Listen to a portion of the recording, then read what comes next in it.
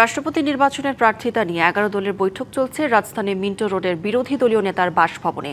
ঘটনাস্থলে আছেন সহকর্মী হাসান আল মামুন। আমরা সরাসরি যুক্ত হব তার সাথে। মামুন, ১১ দলের বৈঠক শুরু হয়েছে কিনা এবং কারা উপস্থিত রয়েছে আপনার মাধ্যমে জানতে চাই।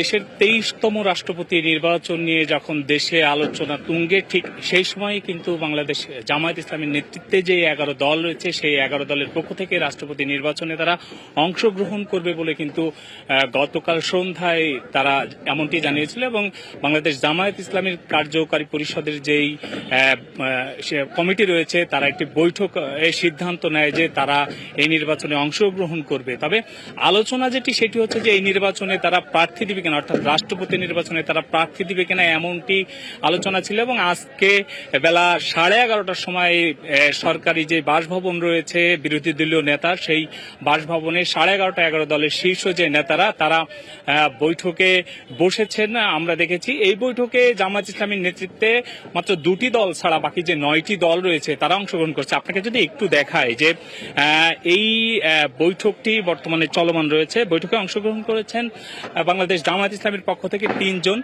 সেখানে রয়েছেন বাংলাদেশ জামায়াত ইসলামের আমির ডাক্তার শফিকুর রহমান, দলের সেক্রেটারি মিয়া গোলাম পরোয়ার এবং দলের সহকারী সেক্রেটারি যিনি 11 দলের প্রধান সমন্বয়ক ডক্টর হামিদুর রহমান আজাদ।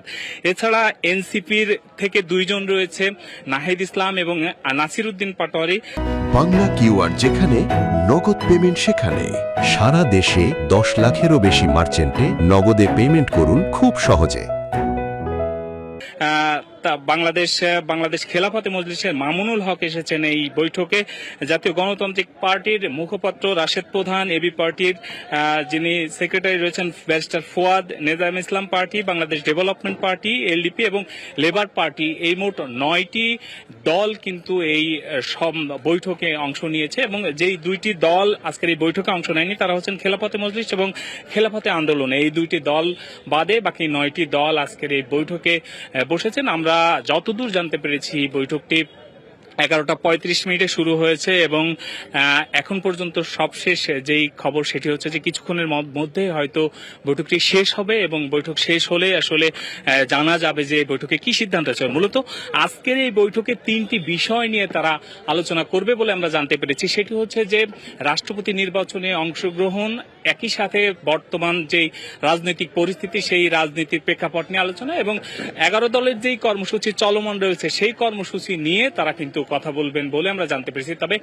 মূল সিদ্ধান্ত কি হয়েছে আজকের বৈঠক শেষে সেটি আমরা দর্শকদের উদ্দেশ্যে জানিয়ে দিতে পারবো। তো এখন পর্যন্ত বিরোধী দলীয় নেতার সরকারি যে বাসভবন সেই বাসভবন থেকে আমার কাছে এই ছিল সর্বশেষ। কৌরি মামুন, ধন্যবাদ আপনাকে।